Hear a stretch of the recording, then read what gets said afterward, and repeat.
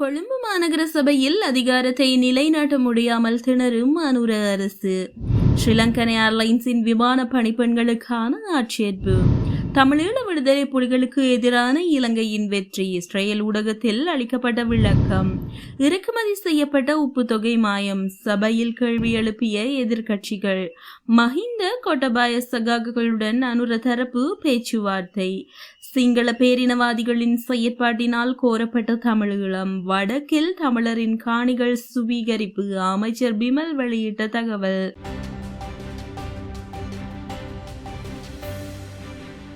கொழும்பு மாநகர சபையில் அதிகாரத்தை நிலைநாட்ட தேசிய மக்கள் சக்திக்கு மேலும் 9 உறுப்பினர்களின் ஆதரவு கிடைத்துள்ளது. எனினும் பெரும்பான்மை அதிகாரத்தை பெறுவது தொடர்பான நெருக்கடி நிலைமை இன்னும் நிலவுகிறது. அரசாங்கம் பெரும்பான்மை அதிகாரத்தை இழந்துள்ள நிலையில் கொழும்பு மாநகர சபையில் அதிகாரத்தை நிறுவுவது தொடர்பான கலந்துரையாடல் நேற்று முன்தினம் பெலவத்தையில் உள்ள கட்சி தலைமையகத்தில் தலைவர் அனுருகுமார திசாநாயக்க தலைமையில் நடைபெற்றது. உள்ளூராட்சி மன்ற தேர்தலில் கொழும்பு மாநகர சபையில் போட்டியிடும் ஆசனங்களை வென்ற ஜனநாயக தேசிய கூட்டணி மற்றும் சில கட்சிகளின் பிரதிநிதிகளும் 3 சுயேட்சை குழுக்களின் பிரதிநிதிகளும் இந்த கலந்துரையாடலில் கலந்து கொண்டனர்.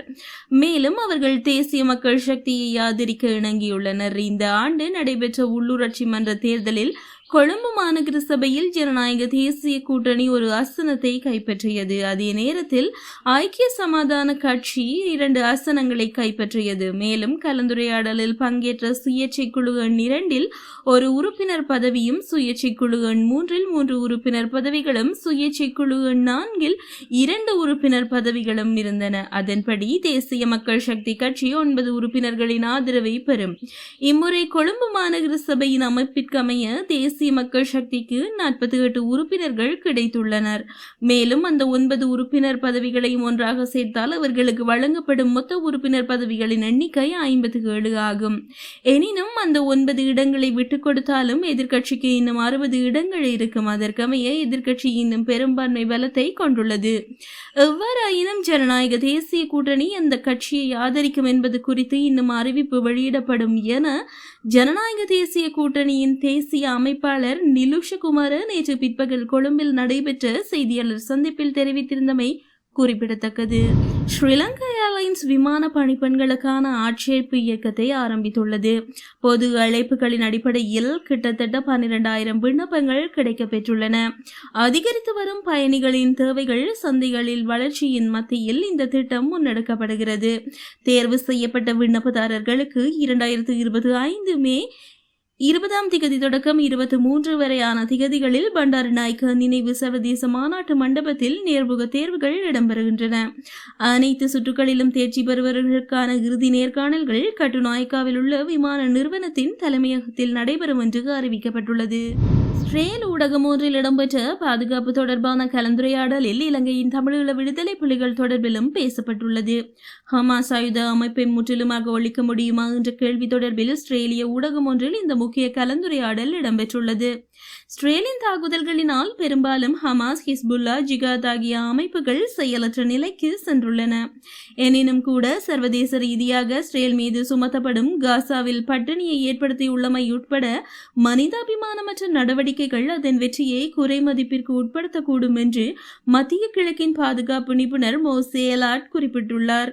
இந்த நிலையில் பல்வேறு வழிகளில் திறம்பட அகற்றப்பட்ட 4 தீவிரவாத அமைப்புகளை எலாட் வரலாற்றிலிருந்து அடையாளம் காட்டியுள்ளார். ரஷ்யாவில் பிளாக் கண்ட்ரஸ் அமைப்பு இராணுவம் மற்றும் அரசியல் வழிமுறைகள் மூலம் அடக்கப்பட்டது.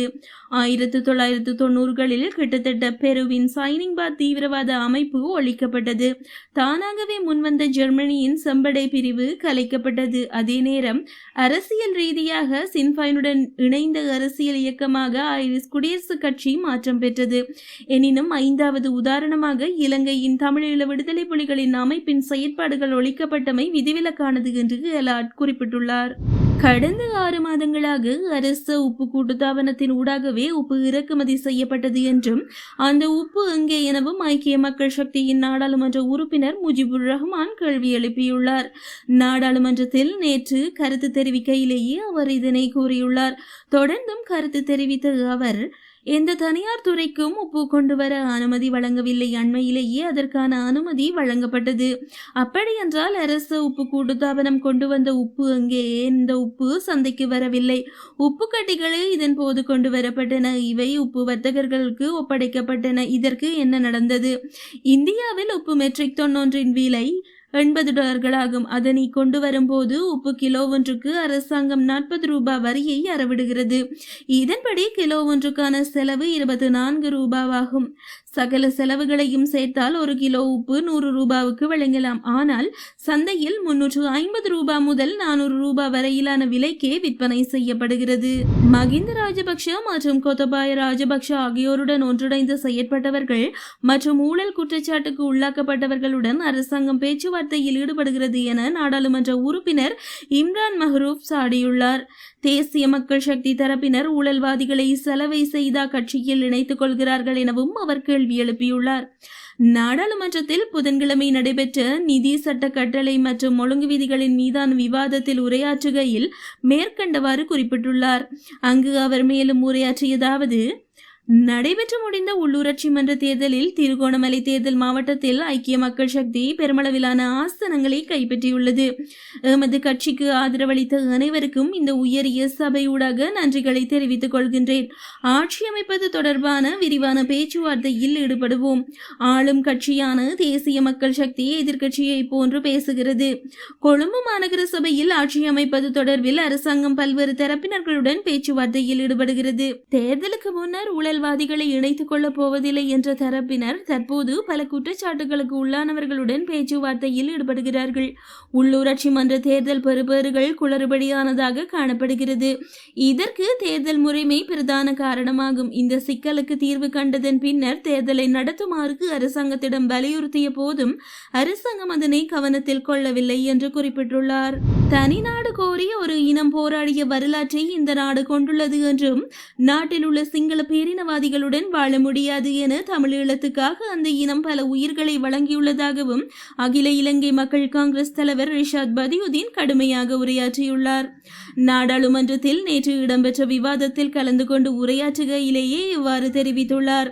மேலும் கருத்து தெரிவித்த அவர் தமிழீழத்துக்கான மற்றும் தமது மண்ணுக்காக போராடி உயிரிழந்த இனத்தின் வரலாற்றை இந்த நாடு கொண்டுள்ளது.